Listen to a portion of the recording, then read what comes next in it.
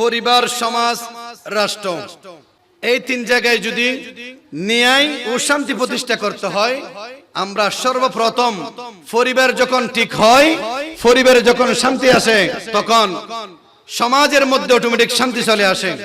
সমাজ যখন শান্তি হয়, তখন রাষ্ট্রের মধ্যেও অটোমেটিক, প্রতিটা সমাজ, প্রতিটা গ্রাম যখন শান্তি হয়, ন্যায় ইনসাফ ভিত্তিক হয়, তখন অটোমেটিক রাষ্ট্র শান্তির মধ্যে হয়ে যায়। আবার যদি রাষ্ট্র যদি ইনসাফ ভিত্তিক হয়, রাষ্ট্রের কাঠামো, রাষ্ট্রের যদি হুকুমত যদি ইনসাফ ভিত্তিক হয়, ইসলামী রাষ্ট্র হয়, তখন আবার অটোমেটিক সমাজ, প্রতিটা পরিবার এমন ইনসাফের মধ্যে চলে আসে।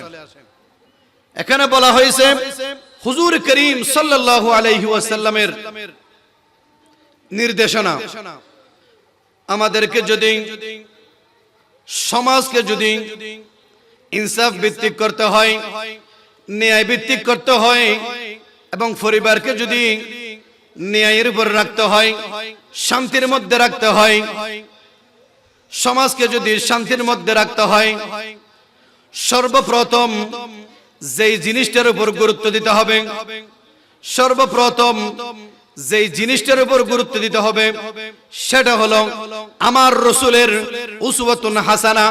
লাকাদ কানা লাকুম ফি রাসূলিল্লাহি উসওয়াতুন হাসানা। প্রত্যেকে বলে সুবহানাল্লাহ। আমরা আমাদের নেতাদের দিকে তাকালে আমাদের সমাজ সুন্দর হবে না। পরিবারের নেতাদের দিকে যদি আমরা তাকাই, আমরা ইনসাফ ভিত্তিক হবে না। আমাদের সবকিছু যদি ঠিক রাখতে হয়, সবকিছু যদি ইনসাফ ভিত্তিক করতে হয়, ইনসাফের মধ্যে রাখতে হয়, আমাদেরকে মাথায় রাখতে হবে আমাদের চরিত্রের মধ্যে, আমাদের সম্মানের মধ্যে, আমাদের চলাফেরার মধ্যে, পারিবারিক, সামাজিক, রাষ্ট্র, প্রত্যেকটা কিছুর মধ্যে আমার রসুলের চরিত্র নিয়ে আসতে হবে। আমার রসুলের রেখে যাওয়া, আমার রসুলের চরিত্র, আমার রসুলের উসওয়াতুন হাসানা আমাদের মধ্যে করতে হবে। প্রত্যেকে বলি সুবহানাল্লাহ।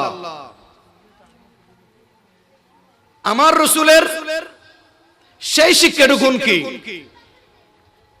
বর্তমান সমাজে আমরা কিভাবে আমার রসুলের সেই শিক্ষাটুকুন আমরা পাবো?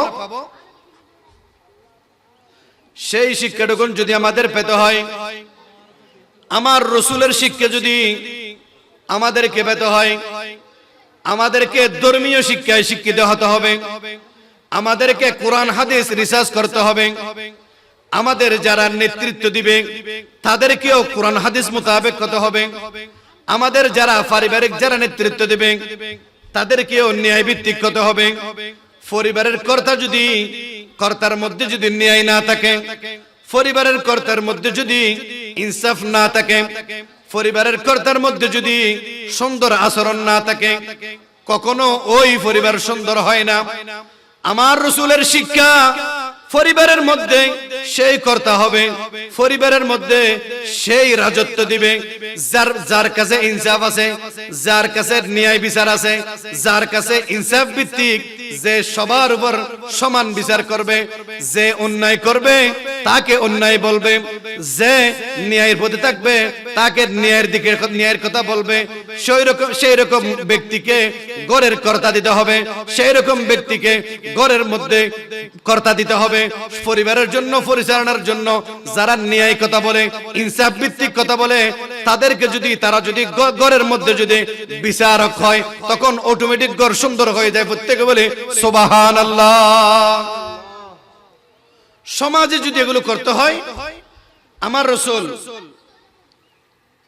সুন্দর কিছু করার জন্য, রাসূল পাক সাল্লাল্লাহু আলাইহি ওয়াসাল্লাম সমাজকে সুন্দর করার জন্য, রাষ্ট্রকে সুন্দর করার জন্য আমার রাসূল হিলফুল ফুজুল সংগঠন করেছেন। আমার রাসূল সাল্লাল্লাহু আলাইহি ওয়াসাল্লাম হিলফুল ফুজুল সংগঠন করে সমাজে নেতৃত্ব দেওয়ার জন্য, এলাকায় নেতৃত্ব দেওয়ার জন্য, পাড়ায় নেতৃত্ব দেওয়ার জন্য হিলফুল ফুজুল সংগঠন করে আজকে যারা আব্দুল করিম শাহ স্মৃতি সংসদ করেছে, সেই রকম আমার রাসূলেও এলাকায় হিলফুল ফুজুল সংগঠন করে ন্যায়ের কথা বলার জন্য, ইনসাফের কথা বলার জন্য, অন্যায়কে দমন করার জন্য, সমাজে শান্তি আনার জন্য আমার রাসূল শান্তি সংগঠন করেছেন। প্রত্যেকে বলে সুবহানাল্লাহ। এগুলো আমার রাসূলের শিক্ষা। আমার রাসূলের এই শিক্ষাগুলো আমাদের পরিবারে আনতে হবে। সমাজ পরিবারে যদি শান্তি চাইতে হয়, স্বামী স্ত্রীর মধ্যে, মা বাবার মধ্যে, ছেলে মেয়েদের মধ্যে, ভাই বোনের মধ্যে, প্রত্যেকের মধ্যে ইনসাফ আসতে হবে।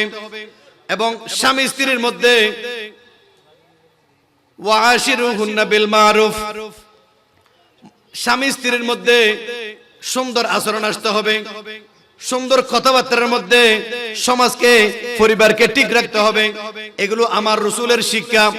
আমার রাসূল শিক্ষা দিলেন তোমরা পরিবারে কিভাবে সংসার করবে। আমার রাসূল পরিবারকে আগে দিলেন, তারপরে সমাজকে ধরলেন এবং রাষ্ট্রকে ধরলেন। আমার রাসূল রাষ্ট্র চালাইছেন। আমার রাসূল মদিনার গভর্নর ছিলেন।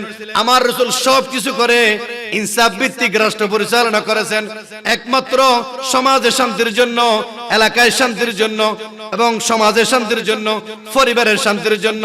সেই জন্য আমার আল্লাহ তাআলা আমাদেরকে শিক্ষা দিলেন, লাকাদ কানা লাকুম ফি রাসূলিল্লাহি উসওয়াতুন হাসানা।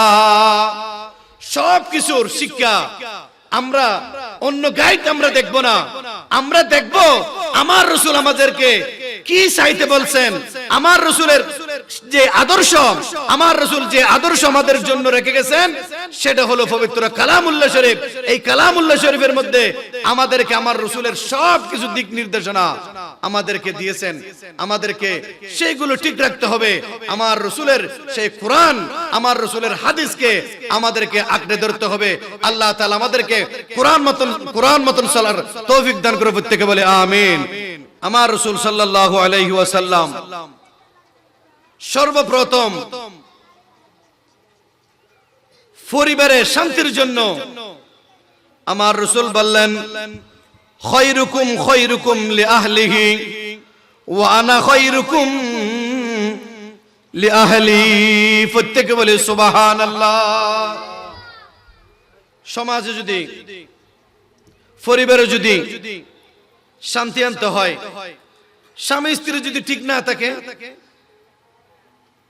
স্বামী স্ত্রীর মধ্যে অশান্তি, ভাই বোনে অশান্তি, মা বাবা অশান্তি, কখনো ওই পরিবার ন্যায় ইনসাফের মধ্যে থাকবে না। যেহেতু আমার বিষয়বস্তুর মধ্যে সর্বপ্রথম পরিবারের শান্তি, আমার রাসূলের শিক্ষা, পরিবারের পরে সমাজের কথা। আমার রাসূল বলেছেন, খায়রুকুম খায়রুকুম লিআহলিহি ওয়া আনা খায়রুকুম লিআহলি। সমাজ, পরিবার আগে নিজের স্ত্রীর কাছে আপনাকে উত্তম বলে স্বীকৃতি দিতে হবে। পরিবারের কাছে আপনি উত্তম বলে বিবেচিত হন। পরিবারের কাছে আপনি ইনসাফ করুন, আপনার স্ত্রীর কাছে আপনি ইনসাফ করুন। আমার রাসূল বলেন, ওয়া আনা খায়রুকুম লিআহলি। আমি আমার স্ত্রীর কাছে, আমি আমার পরিবারের কাছে সর্বোত্তম। আমার রাসূলের স্ত্রী ছিল 9 জন, মতান্তরে 11 জন। আমার রাসূলের একজন স্ত্রীও কখনো আমার রাসূলের ব্যাপারে কখনো নালিশ করে নাই। করেছেন? কখনো আমার রাসূলের ব্যাপারে নালিশ করেছেন ওইরকম কখনো ঘটনা আপনারা শুনেছেন? নাই। সেটা রাসূল সাল্লাল্লাহু আলাইহি ওয়াসাল্লাম। আমরা একজন স্ত্রী ঠিক রাখতে পারি না, সেজন্য আমার রাসূল বলেছেন, তুমি সমাজের নেতৃত্ব দিবা, সমাজে ন্যায় ইনসাফ করবা, আগে তুমি তোমার পরিবারের, আগে তোমার স্ত্রীর কাছে তুমি উত্তম হও, আগে তুমি তোমার স্ত্রীর কাছে সর্বোত্তম বলে তুমি তোমার স্ত্রীর কাছে ডিগ্রি নাও। তখন তোমার ভাইয়ের কাছে নাও, পরিবারের কাছে, মা বাবার কাছে। আমার রাসূল সাল্লাল্লাহু আলাইহি ওয়াসাল্লাম বলেন, তোমরা পরিবারের কাছে সর্বোত্তম বলে ডিগ্রি নাও, আমি আমার পরিবারের কাছে সর্বোত্তম, আমি আমার পরিবারের কাছে, আমি আমার স্ত্রীদের কাছে সর্বোত্তম। প্রত্যেকে বলে সুবহানাল্লাহ। সালাতুন ইয়া রাসূলুল্লাহ আলাইকুম সালামুন ইয়া মুস্তাফা নূরে জনাবে আমরকুম আফতাবে বুরজ ইলমে মিল্লাদুন সালাতুন ইয়া।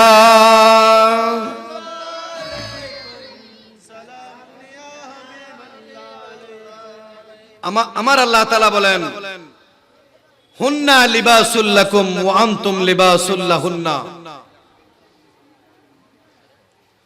স্বামী স্ত্রী, স্বামী স্ত্রীর পোশাক হবে, স্ত্রী স্বামীর পোশাক হবে।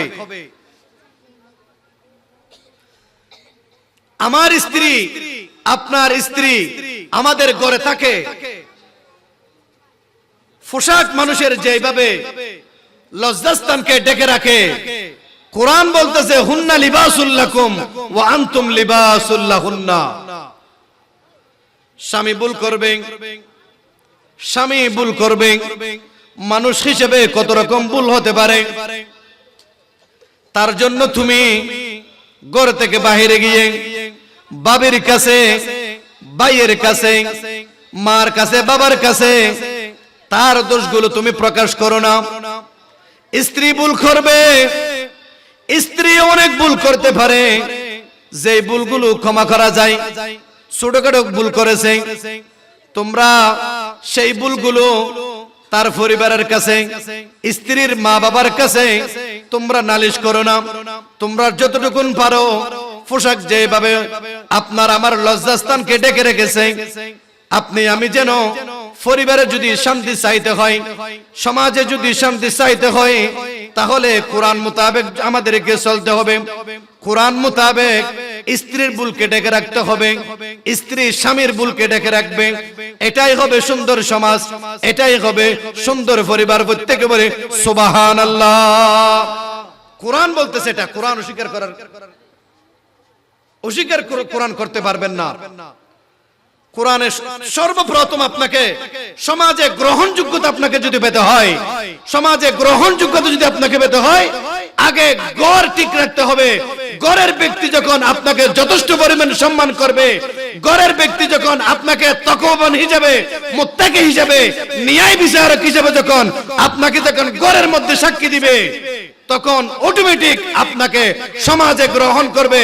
সমাজে যখন গ্রহণ করবে, আপনি এলাকার মধ্যে সম্মানিত, এলাকার মধ্যে যখন সম্মানিত, ইন্না আকরামাকুম ইনদাল্লাহি আতকাকুম, আপনি যখন মুত্তাকির কাতারে, আপনি যখন নামে যখন লিপিবদ্ধ করবেন, সমাজ অটোমেটিক সুন্দর।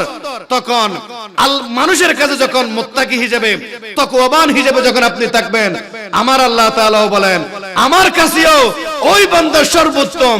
ইন্না আকরামাকুম ইনদাল্লাহি আতকাকুম, যে ব্যক্তির কাছে মুত্তাকি আছে, পরহেজগারিতা আছে, ঈমানদারি আছে, আমানতদারিতা আছে, সত্যবাদিতা আছে, সে আমার কাছে দামি। সেই রকম ব্যক্তিদের পথ যদি আমাদের ধরতে হয়, মুত্তাকিদের আমাদেরকে নাম যদি মুত্তাকিদের কাতার যদি রাখতে হয়, আমাদেরকে যদি মুমিন হিসেবে যদি আমাদের থাকতে হয়, আমাদেরকে এই পথগুলো যারা দেখিয়েছেন, ঈমানের পথগুলো আমাদেরকে যারা দেখিয়েছেন, যেখানে গেলে মুত্তাকি হওয়া যায়, কোথায় গেলে আমরা আমাদের ঈমান মজবুত হবে, কোথায় গেলে আমাদের সম্মান বাড়বে, সেই পথগুলো আমাদেরকে যারা শিখিয়েছেন তারা হলেন আল্লাহর ওলি হযরতে আব্দুল করিম শাহ রহমাতুল্লাহ আলাইহি। প্রত্যেকে বলে সুবহানাল্লাহ। এক জামানা সোহবতে বা আউলিয়া बेहतर जिसद सलतात बेरिया सलातुनिया।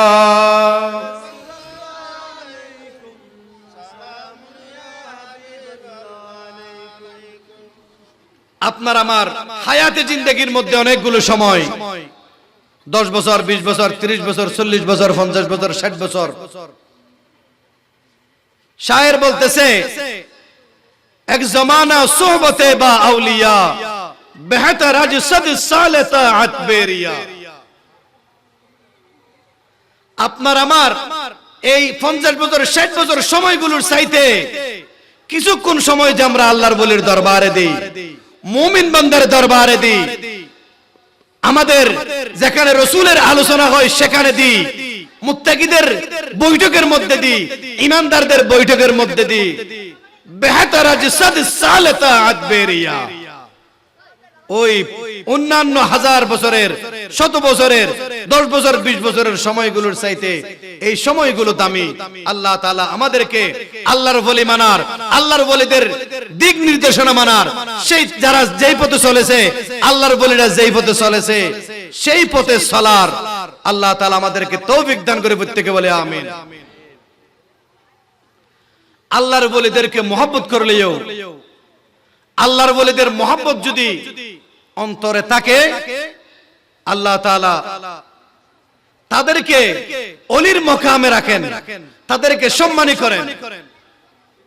ইমাম আহলে সুন্নাত আল্লামা কাজী নুরুল ইসলাম হাশেমি রাহমাতুল্লাহ আলাইহির কাছ থেকে একটা কথা আমরা শুনেছি। আমরা বিশেষ করে আমি হুজুরের দরবারে বেশি যেতাম। ইমাম আহলে সুন্নাত ইমাম কাজী নুরুল ইসলাম হাশেমি রাহমাতুল্লাহ আলাইহির জবান থেকে আমরা শুনেছি, গৌসে পাকের আগে হযরতে জুনায়েদ বাগদাদী রাহমাতুল্লাহ আলাইহি ওনার একটা ঘটনা। একদিন হযরতে জুনায়েদ বাগদাদী রাহমাতুল্লাহ আলাইহি ঘুমের মধ্যে নয়, স্বপ্নের মধ্যে নয়, তিনি মুরাকাবা মুশাহাদা করতেছেন। জাগ্রত অবস্থায় তিনি যখন মুরাকাবা করতেছেন, আল্লাহর ওলিগণ চোখ যখন বন্ধ করেন, তারা সব কিছু দেখে। হযরতে জুনায়েদ বাগদাদী রাহমাতুল্লাহ আলাইহি তিনি যখন মুরাকাবা করতেছেন, তিনি দেখতেছেন হযরতে মুআল্লিমুল মালায়েকা, সৈয়দুল মালায়েকা হযরতে জিবরাইল আলাইহিস সালাতু ওয়াস সালাম কি যেন লিখতেছেন, এক একটা নাম লিখতেছেন। এগুলো হযরতে জুনায়েদ বাগদাদী রাহমাতুল্লাহ আলাইহি জাগ্রত অবস্থায় দেখতেছেন, খাবের মধ্যে নয়, স্বপ্নের মধ্যে নয়, মুরাকাবা মুশাহাদার মধ্যে দেখতেছে। হযরতে জুনায়েদ বাগদাদী রাহমাতুল্লাহ আলাইহি দেখতেছে হযরতে জিবরাইল আলাইহিস সালাতু ওয়াস সালাম কি জানি লিখতেছেন। হযরতে জিবরাইল আলাইহিস সালাতু ওয়াস সালামকে জিজ্ঞেস করলেন, হে জিবরাইল, তুমি এগুলো কি লিখতেছো? ইমাম আহলে সুন্নাত বর্ণনা করতেছে, হযরতে জুনায়েদ বাগদাদী রাহমাতুল্লাহ আলাইহি দেখতেছে সৈয়দুল মালায়েকা, ফেরেশতাদের সরদার কি জানে নোট করতেছে। তখন জিজ্ঞেস করেন, হে জিবরাইল, তুমি সাত আসমানের উপরে বাইতুল মামুরে যেখানে সিদরাতুল মুনতাহা আছে, তুমি সেখানে বসে বসে কি জানে লিখতেছো? তুমি এগুলো কি লিখতেছো? তখন বললেন, হে জুনায়েদ, আল্লাহ আমাকে নির্দেশ দিয়েছে, আল্লাহ আমাকে নির্দেশ দিয়েছে সব ওলিদের নাম লিপিবদ্ধ করার জন্য, সমস্ত আউলিয়া কিরামদের নাম লিপিবদ্ধ করার জন্য, লেখার জন্য। আমি সেই নামগুলো লিখতেছি। হযরতে জুনায়েদ বাগদাদী রাহমাতুল্লাহ আলাইহি বললেন, হে জিবরাইল, আমার নামটাও লিখো না। জিবরাইলকে বলতেছে হযরতে জুনায়েদ বাগদাদী, হে জিবরাইল, তুমি সব ওলিদের নাম তো তুমি লিখতেছো, সেখানে আমার নামটাও লিখো না। তখন জিবরাইল বলতেছে, হে জুনায়েদ, তোমার নাম আমি কিভাবে লিখবো? তুমি তো ওলি না, তুমি তো ওলি নয়, তোমার নাম আমি কিভাবে লিখবো? তোমার নাম লেখার জন্য আমাকে তো নির্দেশ দেয় নাই। তখন হযরতে জুনায়েদ বাগদাদী বলতেছে, আমি ওলি না, ঠিক আছে আমি ওলি নয়, কিন্তু আমি তো ওলিদেরকে মোহাব্বত করি। প্রত্যেকে বলে সুবহানাল্লাহ। যখন তিনি বললেন আমি তো ওলিদেরকে মোহাব্বত করি, ওলিদেরকে ভালোবাসি, ওলির সুহবতে আমি থাকি, তখন এই কথা বলার পরে জিবরাইল বলতেছে, হে জুনাইদ, তোমার নাম আল্লাহ তাআলা এখন নির্দেশ করেছে, এখন আমাকে আদেশ দিয়েছে তোমার নাম এক নম্বরে লেখার জন্য। প্রত্যেকে বলে সুবহানাল্লাহ। এটা স্বপ্নের কথা নয়, এটা আহলে সুন্নাত ওয়াল জামাতের ইমাম কাজী নুরুল ইসলাম হাশেমি রাহমাতুল্লাহ আলাইহি বর্ণনা করেছেন। শেরে বাংলা যাকে বলেছেন বঙ্গোপসাগরের তলা আছে, হাশেমি সাহেব হুজুরের এলমের কোনো তলা নাই। প্রত্যেকে বলে সুবহানাল্লাহ।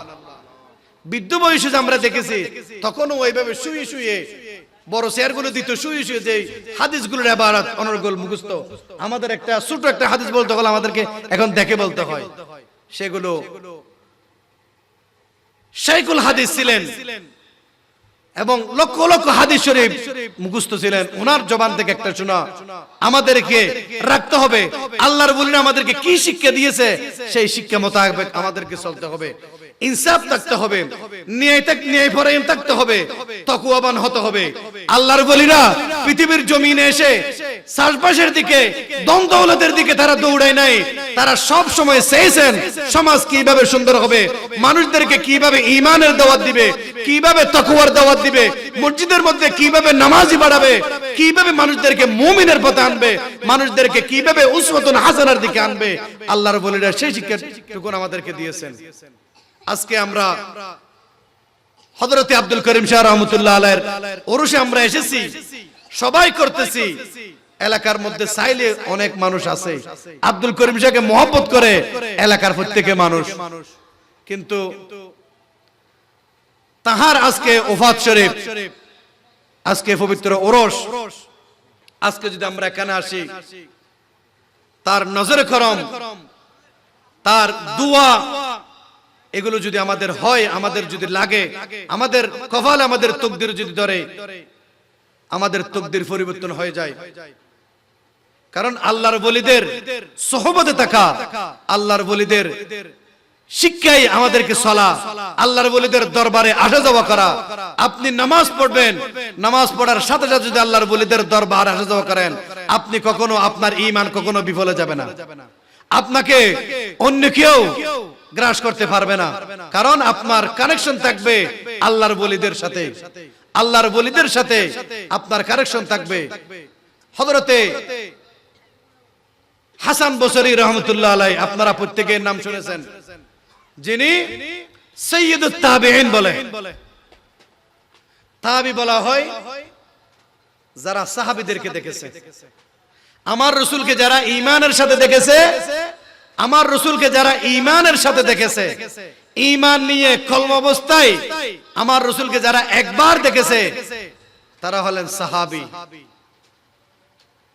এবং সেই রকম সাহাবীদেরকে ঈমান অবস্থায় যারা দেখেছে, তারা হলো তাবিঈ, সাইয়্যিদুত তাবিঈন। হযরতে হাসান বসরি রহমতুল্লাহ আলাইহি, উনি 70 জন সাহাবীর সাথে ওনার দেখা, উনি প্রায় 30 জন সাহাবী থেকে হাদিস বর্ণনা করেছেন হযরত হাসান বসরি রহমতুল্লাহ আলাইহি। কেউ কেউ সাহাবী আরো 70 জনের উপর আরো দেখেছেন, কিন্তু প্রসিদ্ধ মত হলো 70 জন সাহাবীকে দেখেছেন হযরতে হাসান বসরি রহমতুল্লাহ আলাইহি। উনি ইবাদতে ছিলেন, বেশি বেশি ইবাদত করতেন, আল্লাহর ইবাদত বেশি করতেন, ফরহেজগার ছিলেন, মুত্তাকি ছিলেন। তারপরেও কিন্তু সব সময় কান্না করতেন, সব সময় কান্না করতেন, শুধু কান্না থাকতেন। রোজা রাখতেন, ভালো কাজ করতেন, নামাজ পড়তেন। এক কথায় ঈমানদার, পাক্কা ঈমানদার, মুমিন, ফরহেজগার, তাকওয়াবান, মুত্তাকি, যে তিনি হলেন হযরতে হাসান বসরি।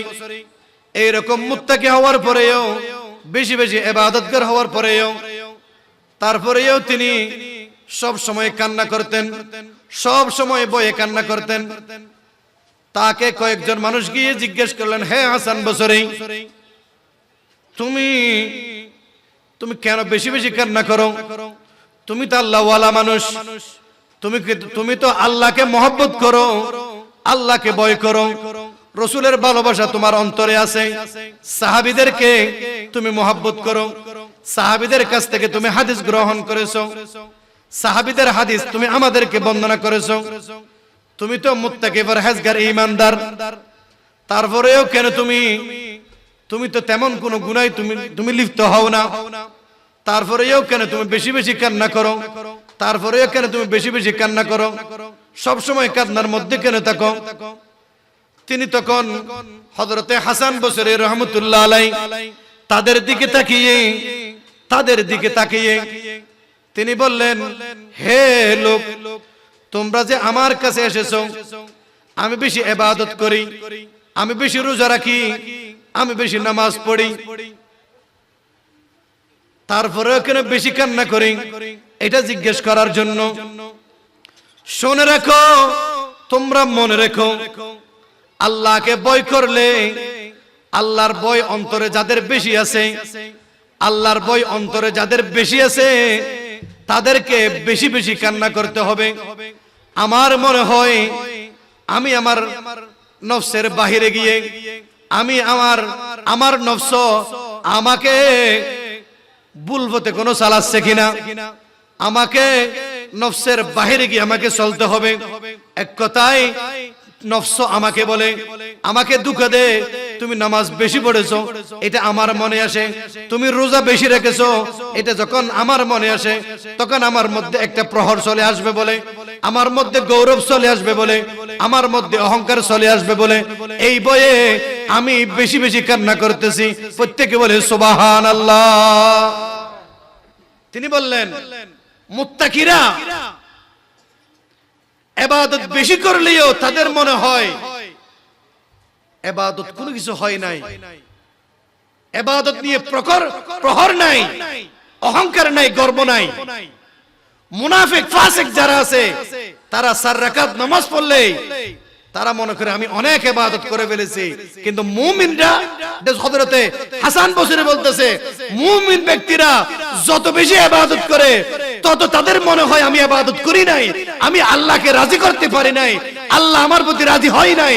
কিন্তু মুনাফিক ফাসিকরা 4 রাকাত এশারের নামাজ পড়ে মনে হয় আমি অনেক কিছু করে ফেলেছি, আমার মনে হয় আমার অন্তর আমাকে দুঃখ দিচ্ছে, আমার অন্তর আমাকে দুঃখ দিচ্ছে, সেই জন্য আমি বেশি বেশি কান্না করি, আমি যেন অন্তরের বিরুদ্ধে গিয়ে, আমি যেন আমার নফসের বিরুদ্ধে গিয়ে, আমি যেন জিহাদে থেকে আল্লাহকে আরো বেশি বেশি রাজি করতে পারি। প্রত্যেকে বলে সুবহানাল্লাহ। হযরতে হাসান বসরি রহমতুল্লাহ আলাইহির শিক্ষা কোরআনের শিক্ষা, হাসান বসরির শিক্ষা হাদিসের শিক্ষা, আমাদেরকে সেই শিক্ষাটুকু দিয়েছে। সমাজ সুন্দর করতে হলে নামাজে এসো, পরিবারকে সুন্দর করতে হলে নামাজে এসো, এলাকায় সুন্দর করতে হলে নামাজে এসো, নামাজ পড়বে, ন্যায় ইনসাফ মোতাবেক চলবে, তখন পরিবার, সমাজ সবকিছু ঠিক হয়ে যাবে। আমি একটা হাদিস শরীফ আমি তিলাওয়াত করেছিলাম, কুল্লুকুম রাইন ওয়া কুল্লুকুম মাসউলুন আন রাইয়াতিহি। এটা বুখারী মুসলিম মুত্তাফাকুন আলাইহি হাদিস। এই হাদিসটা বুখারী শরীফেও আছে, মুসলিম শরীফেও আছে।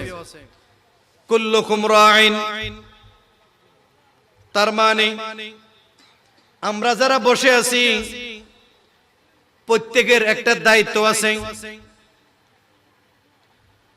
ঘরের কর্তা হিসেবে তার দায়িত্ব আছে, বাবা হিসেবে সন্তানের প্রতি দায়িত্ব আছে, সন্তান হিসেবে বাবার প্রতি দায়িত্ব আছে, স্ত্রী হিসেবে স্বামীর প্রতি দায়িত্ব আছে, স্বামী হিসেবে স্ত্রীর প্রতি দায়িত্ব আছে, ইমাম হিসেবে মুসল্লিদের প্রতি দায়িত্ব আছে, মুসল্লি হিসেবে ইমামের প্রতি দায়িত্ব আছে, মেম্বার হিসেবে সমাজের মানুষের প্রতি দায়িত্ব আছে, সমাজের মানুষ হিসেবে মেম্বারের প্রতি দায়িত্ব আছে, প্রত্যেকের এক একটা দায়িত্ব আছে।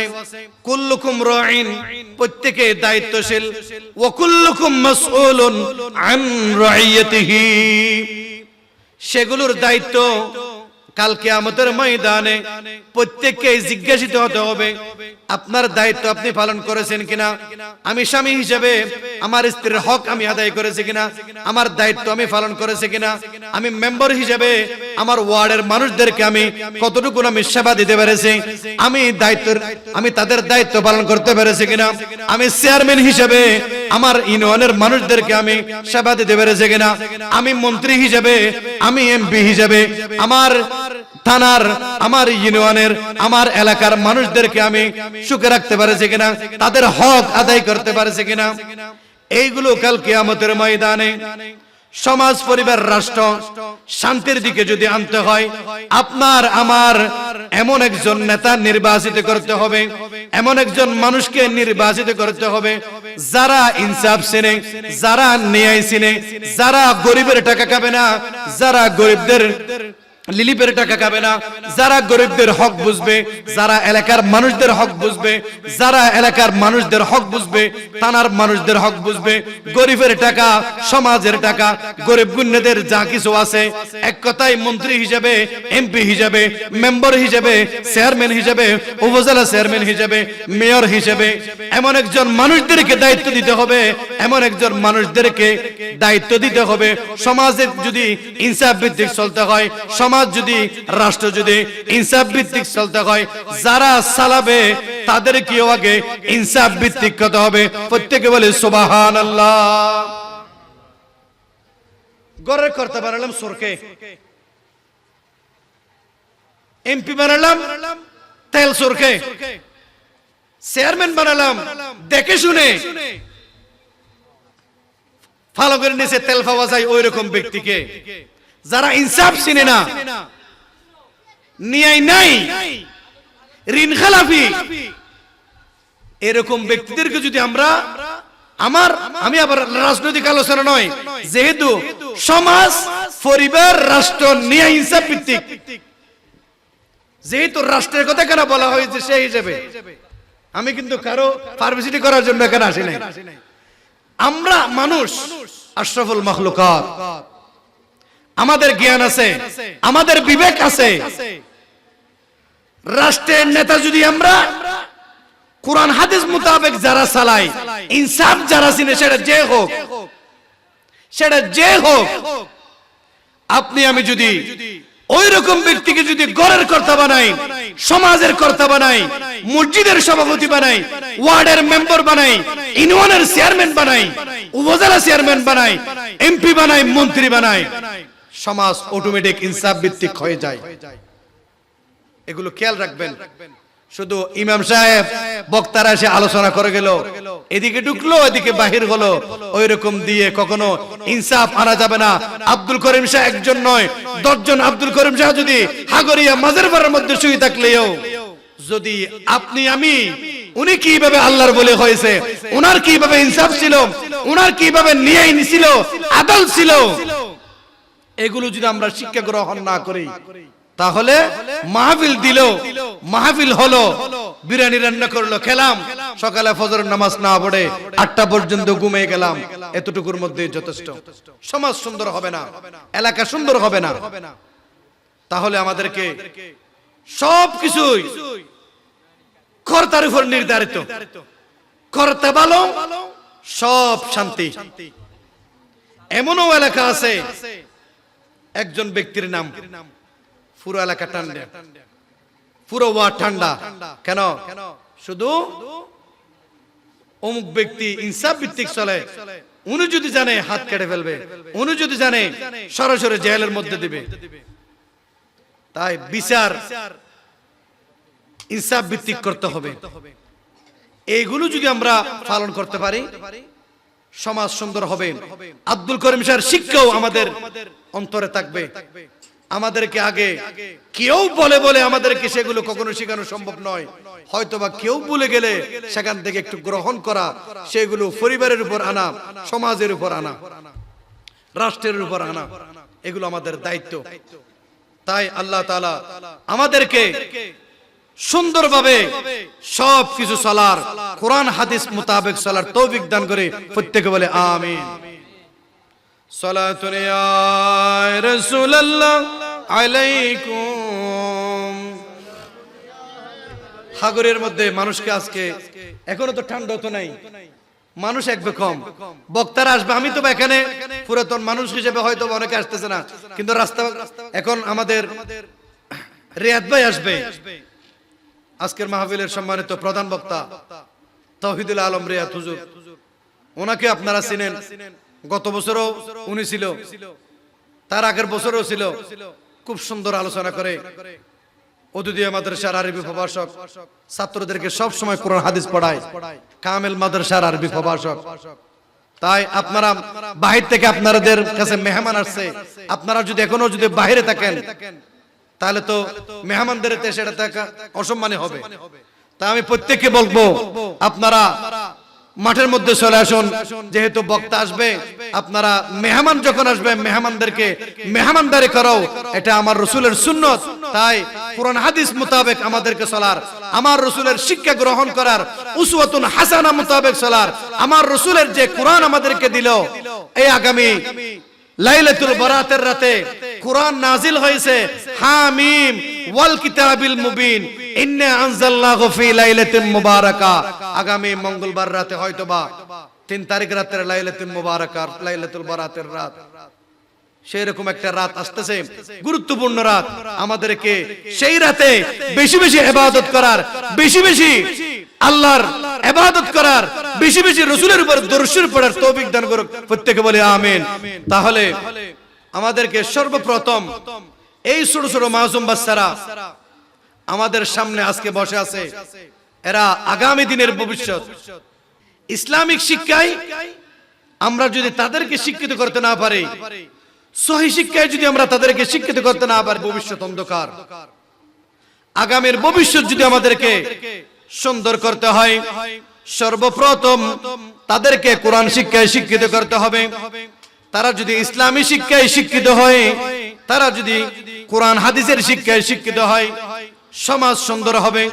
তারা যদি ইসলামী শিক্ষায় শিক্ষিত হয়, এলাকা সুন্দর হবে। তারা যদি কোরআন হাদিসের শিক্ষায় শিক্ষিত হয়, পরিবার সুন্দর হবে, ওয়ার্ড সুন্দর হবে। সেই জন্য তাদেরকে কোরআন শিক্ষা দিতে হবে, ইসলামিক শিক্ষায় শিক্ষিত করতে হবে, তাদেরকে কোরআন হাদিস মোতাবেক চালাতে হবে, তাদেরকে কোরআন হাদিস মোতাবেক তাদেরকে গড়ে তুলতে হবে। আমরা ইংলিশ শিখাবো, ইংলিশ শিক্ষা দেব, গণিত শিক্ষা দেব, বাংলা শিক্ষিত বানাবো, ইঞ্জিনিয়ার বানাবো, মাস্টার বানাবো, সব কিছুর প্রয়োজন আছে।